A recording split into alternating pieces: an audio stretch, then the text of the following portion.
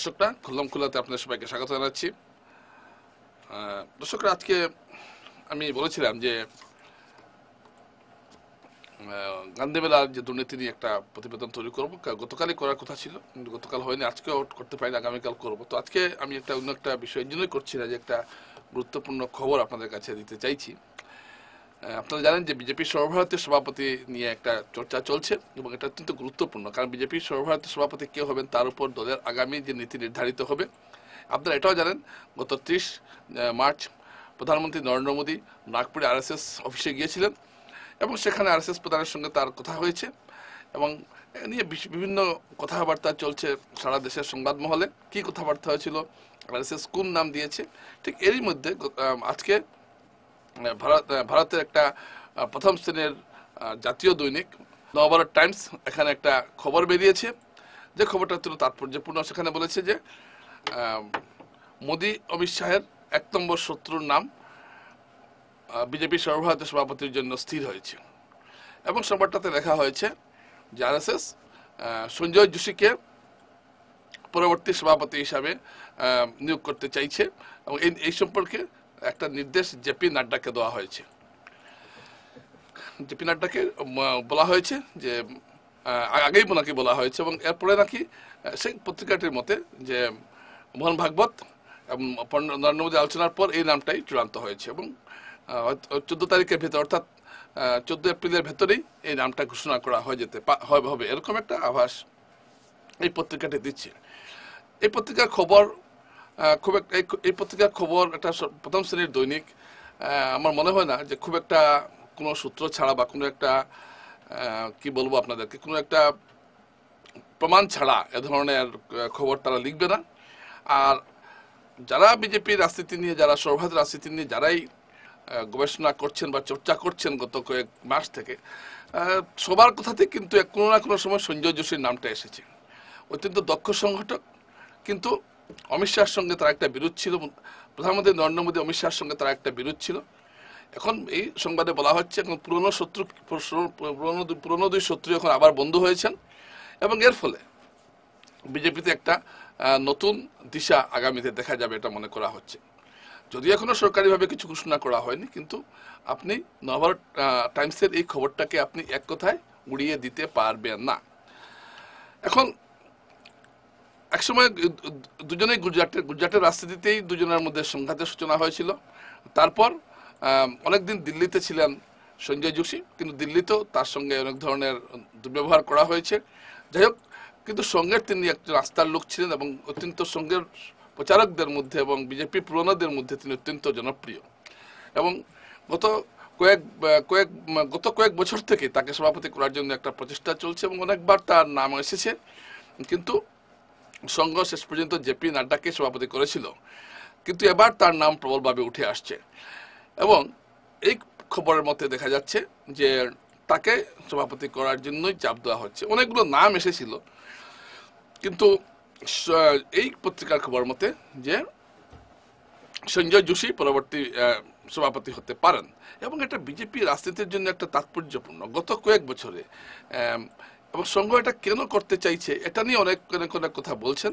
অনেকে বলছেন যে সংঘ চাইছে যে বিজেপির যে একটা নিজস্ব সংস্কৃতি রয়েছে, এই সংস্কৃতিটা গত কয়েক বছরে অনেকটাই অবদমিত হয়েছে, এবং এটা কংগ্রেসি সংস্কৃতি ক্রমে ক্রমে বিজেপির মধ্যে প্রবেশ করেছে। কংগ্রেস থেকে যারা বিজেপিতে যোগ দিয়েছেন বা অন্য দল থেকে বিজেপিতে যোগ দিয়েছেন, তাদের দাপটটা দলের মধ্যে বেশি, যার ফলে বিজেপির যে একটা নিজস্ব রাজনৈতিক একটা ঘরানা আছে, সেটা এখন আর দেখা যাচ্ছে না বিজেপি দলে, এবং ক্রমে ক্রমে বিজেপি তার স্বরূপটা অনেকটাই পরিবর্তন করছে, এরকম কথা বলা হচ্ছে। যেমন অনেক রাজ্যে সরকার টিকে আছে শুধু আয়ারাম গয়ারামদের উপর নির্ভর করে। তো এইসব আবার এটাও ঠিক, এসব না করলে হয়তো বিজেপি আজকে এই জায়গায় যেতে পারতো না, এটারও প্রয়োজন রয়েছে। কিন্তু সংঘ চাইছে যে সবাই আসুন, ঠিক আছে, কিন্তু বিজেপির যে মূল তার যেটা ভিত্তি, যেটা বিজেপি দলের যে একটা নিজস্ব সংস্কৃতি, নিজস্ব একটা ঘরানা, সেটা বজায় রাখতে হবে, এবং সেটা বজায় রাখতে গেলে সংঘের মতে সঞ্জয় যোশী হলেন উপযুক্ত ব্যক্তি, এবং তিনি থাকলে দলের আজকে এটা তো ঘটনা, আজকে জাতীয় স্তরেই হোক বা আমাদের আসামেই হোক, পুরনো যারা বিজেপি আছেন তাদের আর তেমনভাবে সক্রিয় রাজনীতিতে দেখা যাচ্ছে না। এটা একটা এটা এটা কিন্তু গভীরভাবে চিন্তা করছে বিজেপি নেতৃত্ব, এমনকি আরএসএস নেতৃত্ব। কিন্তু অনেক জায়গায় নানা বাধ্যবাধকতা এবং সরকার টিকিয়ে রাখার স্বার্থে বেশি করে আসন জেতার জন্য অনেক সময় অন্য দল থেকে লোক আনতে হয়। কিন্তু আনতে আনতে এমন হয়ে গেছে যে একটা যে ভারসাম্য, নতুন এবং পুরনোর যে একটা ভারসাম্য রাখার প্রয়োজন ছিল, সেই ভারসাম্য এখন আর থাকছে না। এটা একটা চিন্তার ব্যাপার, যার জন্য বিজেপিতে এটা কোনোদিন ছিল না। আপনি যদি আজকে থেকে যদি বেশি নয়, যদি 15 বছর আগের বিজেপিকেও চিন্তা করেন আর আজকের বিজেপিকেও চিন্তা করেন, তাহলে আপনি আকাশ পাতাল তফাৎ পাবেন। পার্টি উইথ দ্য ডিফারেন্স কথা দিয়ে যে দলের যাত্রা শুরু, এবং যে দল বারবার বলতো যে আমরা একটা অন্য ধরনের দল, আমরা প্রকৃত ভারতীয় দল, এবং আমরা দেশপ্রেম আমাদের কাছে সবচেয়ে বড়, এবং বিরোধীরা আমাদেরকে সাম্প্রদায়িক বলে, আমরা সাম্প্রদায়িক নই, প্রকৃত প্রকৃত ভারতীয় একটি দল, আমরা দেশ আমাদের কাছে সবচেয়ে বড়, এবং দুর্নীতির কোনো স্থান নেই। কিন্তু কালক্রমে দেখা গেছে কংগ্রেসের মতোই দুর্নীতির বিভিন্ন কালো অধ্যায় বিজেপিকেও গ্রাস করেছে, এবং এটা নিয়ে চর্চা চলছে। কয়েকজন ব্যক্তি হয়তো ভালো হলে হওয়ার অর্থ নয়, আজকে প্রধানমন্ত্রী নরেন্দ্র মোদীর বিরুদ্ধে ব্যক্তিগত কোনো দুর্নীতির অভিযোগ নেই, এর অর্থ নেই, এর অর্থ এটা নয় যে তার দলের বিরুদ্ধে নেই। তো তো এরকম এরকম কিন্তু অনেকগুলো ঘটনা ঘটছে। ঠিক এরকম একটা সময় সঙ্গ চাইছে যে দলের পুরনো সংস্কৃতিকে টিকিয়ে রাখতে, এবং সঙ্গের 100 বছরের পর যাতে সঙ্গের যে আদর্শ সেটাকে বাস্তবায়িত করতে গেলে এমন একজন সভাপতি বিজেপির প্রয়োজন, যিনি এই এই পুরনো এবং নতুনদের মধ্যে যে একটা ভারসাম্য বজায় রেখে বিজেপির মূল সংস্কৃতিকে আঁকড়ে রেখে দলকে পরিচালনা করতে পারবেন। এবং সেক্ষেত্রে সঞ্জয় যোশী যে প্রথম পছন্দ হবেন সেটা বলা বাহুল্য।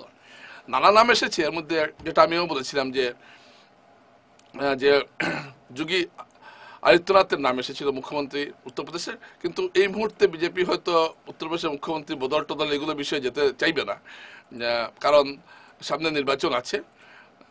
তো এই সমস্ত কিছু, কারণ উত্তরপ্রদেশের নির্বাচন বেশি দিন নয়, 1.5 বছরের মতো আছে। তো এই সমস্ত কিছু মিলিয়ে যদি আমরা বিচার করি, তাহলে আমরা কি দেখব? তাহলে আমরা দেখতে পাচ্ছি যে এই যে খবরটা, এই খবরটার তাৎপর্য হলো এটাই যে সংঘ সঞ্জয় যোশীকে সভাপতি করতে চাইছে, এবং সঞ্জয় যোশী সভাপতি করলে পুরনো যারা বিজেপি আছে তারা উৎসাহিত হবেন, এবং যারা যারা ঘরে বসে আছেন অনেক পুরনো বিজেপি নেতা কর্মী, তারা আবার দলের সঙ্গে যুক্ত হতে পারবেন। যাদেরকে বিচ্ছিন্ন করে দেওয়া হয়েছিল দল থেকে, দলের কোনো অনুষ্ঠানে তারা ডাকা হচ্ছিল না, এরা এখন আসবেন, এরকম কোথাও বলা হচ্ছে। দর্শক, আজকে আমি এই বিষয়টা আপনার সামনে আনলাম। তো আমার যতদূর ধারণা, আমি কিন্তু প্রথম থেকেই এই পত্রিকার খবর যদি সত্য হয়, এবং সত্য হওয়ার কথা, কারণ যেটা আমি একটু আগে বললাম যে এই পত্রিকা কোনো মিথ্যা খবর দেয় না, বা কোনো একটা খবরের পেছনে সত্যতা যাচাই না করে এই পত্রিকা সংবাদ পরিবেশন করে না। তো সেই জায়গা থেকে দাঁড়িয়ে আমরা বলতে পারি যে 14 এপ্রিলের মধ্যে যে নাম ঘোষণা হবে, সেখানে সঞ্জয় যোশীর নামটাই ঘোষিত হতে পারে। নমস্কার।